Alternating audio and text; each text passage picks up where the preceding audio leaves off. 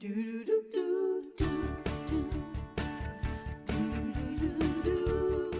karma chameleon is what it is. It's caso macarona sul forno. It basically just means mac and cheese. Casa macarno sul forno. Casero macarona. Casa macarno. No matter how you say it, it tastes delicious. So you guys dig in. This is one of my favorite recipes, and you might say, oh, mac and cheese is so very American.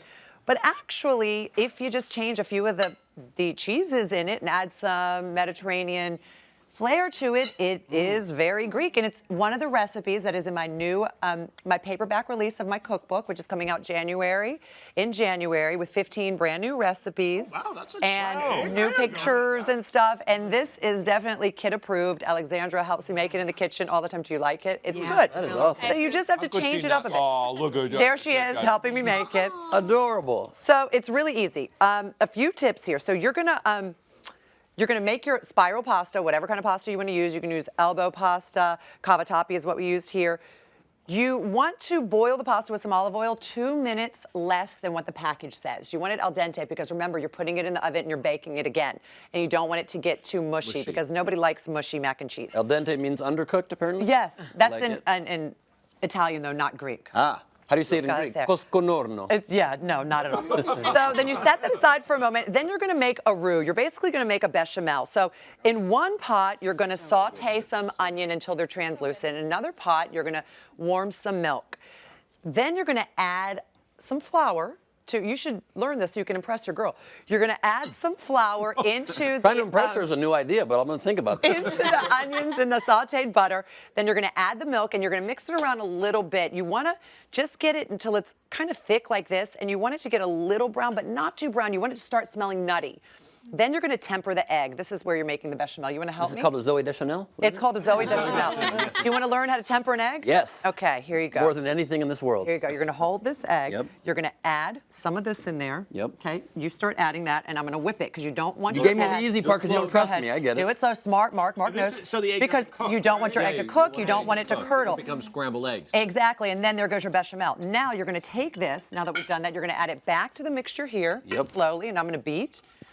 Wow. So it's always good to have somebody, like an extra set of hands in the kitchen to do this, but if not, you can do it yourself. You just That's have what to Alexandra's for. be... I'm basically a chef right now. I feel very impressed with myself. You're a chef. There you go, Ben. You Bravo. did great at the mixing thing you did. Then you're going to start adding all of the ingredients. We use Gruyere cheese and feta cheese, which is absolutely beautiful because the feta's tangy and it's quintessentially Greek, and the Gruyere is more rich and it adds a depth of flavor, you know, and a little bit of nutmeg. I hope you're not even trusting me to pour anymore. That's hurtful, but it's fine. Do you taste the nutmeg in that? Yes, the seasoning A little bit of salt, a little bit of pepper.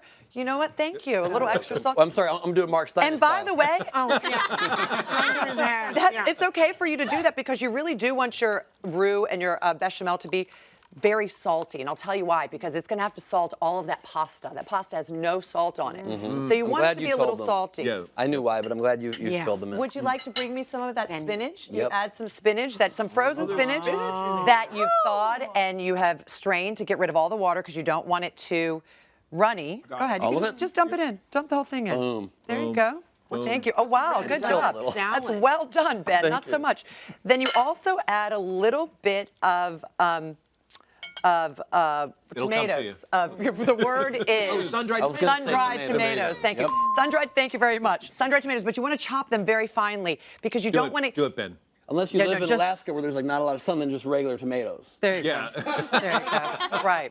So you want to chop them very finely because if you don't, you might get a bite that has too much of a sun-dried tomato. And it's just for a hint. You really don't want to overpower the dish with the sun-dried tomato. Should I take some out? No, it's perfect. It's amazing. Then- It tastes very grown up. It It tastes does. very like but dinner Alexandra party. loves it. All right, then you add in your dinner party would be perfect. You add in your pasta and you really get it mixed around in there very well. So you want to cover it very well. And if your roux is a little runny, it's okay because remember, actually you want it to be on the runnier side than the thicker side because when you put it in, you're going to bake it. So if it's too dry, then the pasta is going to be dry and you really want it to be super gooey. I noticed you forgot the bacon. You didn't put the bacon. You could put bacon in there if you wanted. You absolutely could, Mark. No problem. Is that what this Okay, is? no. Okay, you want to help me here? Yep. Okay, you hold that. Yep. Thank you, Ben. You're very This is welcome. why you're here, actually. Wow. I forgot okay. I was on TV for a There second. you go. And someone enjoying you prepare this food. There you go. You put this all in here, and then you top it off with Yeah, what a is the topping? beautiful topping, which is butter, breadcrumbs, Parmesan cheese. And bacon. No, not and bacon, and a little paprika, and then you put that in the oven. Thank you very much. You're so welcome. You put this in the oven like this, On top it goes.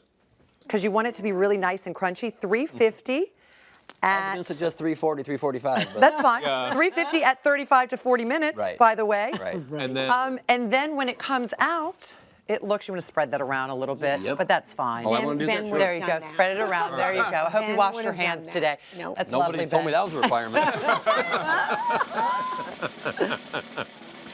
Oh my God. Beautiful. Pop it. And listen, if it's not browning and bubbling enough for you at the top, just turn the broiler on for a second, but make And sure who you watch it. needs You a don't want to little burn it. ramekin? Just dig Yeah, in and go grab Get on a it. bite.